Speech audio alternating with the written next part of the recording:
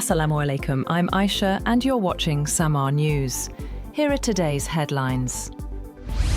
The Ramazan moon has been sighted across Pakistan, Bangladesh and India, and the first fast will be observed on Thursday. The Central Ruet-e-Hilal Committee, chaired by Maulana Abdul Khabeer Azad, confirmed the sighting after receiving reports from multiple cities. Authorities, including the Meteorological Department and SU-PAR-CO, assisted in the process. Meanwhile, Muslims in India and Bangladesh will also begin observing Ramazan on Thursday, after authorities confirmed the sighting of the crescent moon.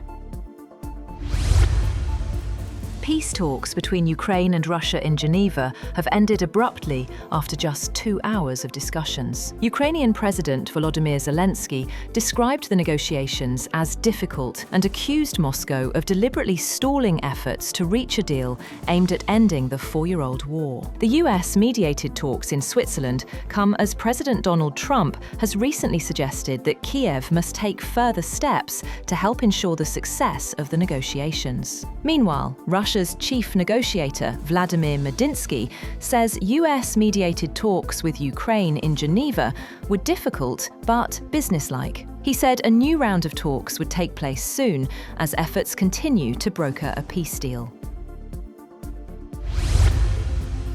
Ukraine has reduced electricity imports by 3% to around 311 gigawatt-hours last week as milder weather eased pressure on the energy system. According to analyst group Dixie Group, this marks the first weekly decline in import volumes in the past 5 weeks, while electricity exports have remained at zero for 3 consecutive months. The development follows record cold conditions in early February, when temperatures in some regions plunged to -30 degrees Celsius, coinciding with Russian strikes that damaged significant parts of the country's energy infrastructure. Iran's President Masoud Pezeshkian has reiterated that his country is not seeking nuclear weapons and is ready for any form of verification. In a televised address, he said Supreme Leader Ayatollah Ali Khamenei's religious decree bans such arms and hoped Washington recognizes that fact. But Pezeshkian stressed Iran will not accept limits on using science and nuclear technology for medicine, industry and agriculture. His statement comes as indirect talks began in Geneva, with Foreign Minister Abbas Araghchi saying that both sides had agreed on guiding principles.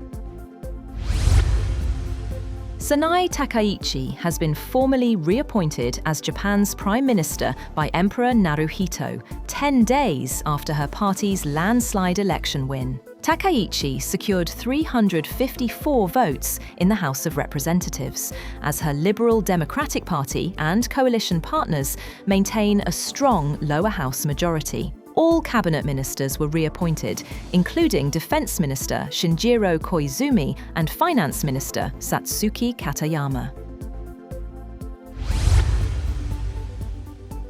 Cambodian Prime Minister Hun Manet says Thailand is still occupying Cambodian territory, despite a ceasefire brokered by former US President Donald Trump. In an interview with Reuters, Hun Manet alleged that Thai forces remain inside disputed areas following last year's fighting, and urged Bangkok to allow a joint boundary commission to begin work along the contested border. The Cambodian premier also highlighted improving ties with Washington, and said his government is taking action against cyber scam centres operating inside the country. The Vatican says it will not participate in US President Donald Trump's proposed Board of Peace initiative. Cardinal Pietro Parolin, the Holy See's top diplomat, said international crisis management should be handled through the United Nations rather than new political platforms. Pope Leo, the first US-born pontiff and a critic of some of Trump's policies, had been invited to join the initiative in January. Reverend Jesse Jackson, a towering figure in the American civil rights movement, has died at age 84. He passed away peacefully, surrounded by family, leaving a legacy of activism spanning over 6 decades. Born in 1941 in Greenville, South Carolina, Jackson rose to prominence in the 1960s as a leader in Martin Luther King Jr.'s Southern Christian Leadership Conference and was present at King's assassination in 1968. Jackson twice ran for the Democratic presidential nomination in 1984 and 1988, breaking racial barriers and amplifying the voices of marginalized communities. He founded the Rainbow Push Coalition to promote social justice, civil rights, and economic equality. Leaders worldwide mourned Jackson. Former President Barack Obama called him a true giant, while President Donald Trump described him as a good man with lots of personality, grit, and street smarts. The United States has disclosed evidence suggesting China may have carried out an underground nuclear test on June 22, 2020.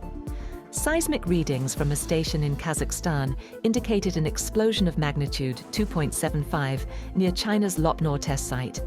Assistant Secretary of State Christopher Yeo said the data were very unlikely to be from an earthquake or mining activity and suggested China may have attempted to mask the blast using a decoupling technique. China denied the claims, calling them entirely unfounded and politically motivated. The disclosure comes amid U.S. efforts to involve China in new arms control negotiations following the lapse of the New START treaty. That's all for now. For more updates, visit www.samaa.tv. Thank you for watching Samaa News.